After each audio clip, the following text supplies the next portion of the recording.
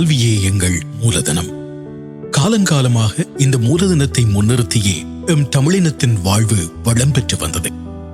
ஆனால் ஈழத் திருநாட்டில் இடம்பெற்ற கொடிய யுத்தமானது அந்த கல்வியிலும் தன் கோரமான வடுக்களை விட்டுச் சென்றது வரலாறு.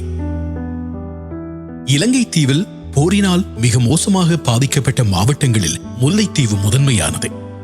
விவசாயத்தையும் மீன்பிடியையும் வாழ்வாதாரமாக கொண்ட முல்லைத்தீவு மக்களின் கல்வியானது இறுதி யுத்தத்தில் ஏற்பட்ட மிக மோசமான சீர்குலைவின் விளைவுகளான உட்கட்டமைப்பு சிதைவு, போதிய தகுதியற்ற ஆசிரியர்கள், மோசமான போக்குவரத்து வசதி போன்றவற்றால் மிக கடுமையாக பாதிக்கப்பட்டிருக்கிறது.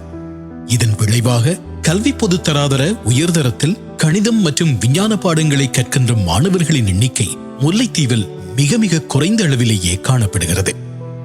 நிலையான நிதி வருமானம் உள்ள ஒரு சிலர் தங்கள் பிள்ளைகளை யாழ்ப்பாணம் போன்ற இடங்களுக்கு கல்வி கற்க அனுப்பினாலும் ஏராளமானவர்கள் வறுமை மற்றும் வசதியின்மை காரணமாக அந்த வாய்ப்பு மறுக்கப்பட்டவர்களாகவே இன்றும் இருக்கிறார்கள். கலை அல்லது வணிக பாடங்களை விட கணித விஞ்ஞான பிரிவுகளில் கற்கின்ற மாணவர்களுக்கு பல்கலைக்கழகம் தவிர்ந்த தாதியர், மருந்தாளர்கள், அரச சுகாதார பிரிவுகள் உள்ளிட்ட பல்வேறு துறைகளுக்கான வாய்ப்புகள் இருந்தாலும் அந்த பிரிவுகளில் கற்பதற்கான சூழ்நிலைகள் இல்லாமையால் முல்லைத்தீவு மாணவர்கள் மோசமாக பாதிக்கப்பட்டிருப்பதோடு அந்த துறைகளில் வேலை வாய்ப்புகளை பெற முடியாதவர்களாகவும் இருக்கிறார்கள்.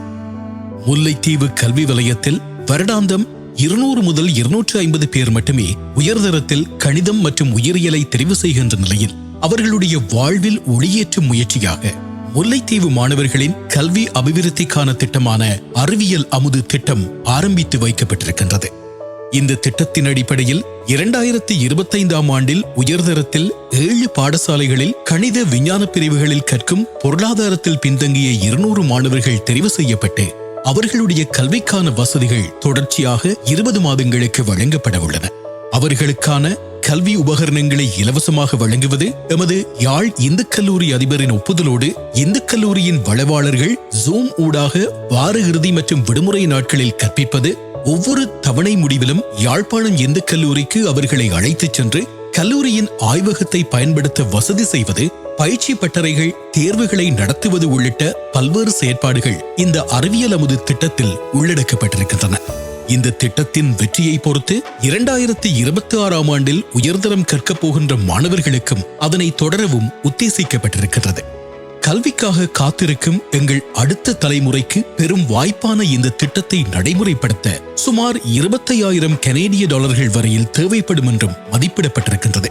இருள் சூழ்ந்த வாழ்வில் இன்னலுக்குள்ளாகி இருக்கும் முல்லைத்தீவு மாணவர்களின் எதிர்காலத்திற்கு ஒளியேற்றுகின்ற இந்த உன்னதமான முயற்சியில் யாழ்ப்பாணம் இந்து கல்லூரி சமூகம் தன் உதவிக்கரங்களை நீட்டியுள்ளது. நல்ல விளைச்சலை கொடுக்கணுமெண்டா வளம் தேவை. அந்த வளத்துக்கூடாதான் நல்ல விளைச்சல். அவ்வாறான விளைச்சல்கள் தான் உங்களுக்கு கடமையாட்டி கொண்டிருக்கணும். அதில் உதாரணம் டாக்டர் ஜெகரு. எங்களின் கரங்களை வலுப்படுத்த உங்களுடைய பங்களிப்பையும் உரிமையோடு வேண்டி நிற்கின்றோம். ஊர்கூடி தேரெழுப்போம் வாருங்கள்.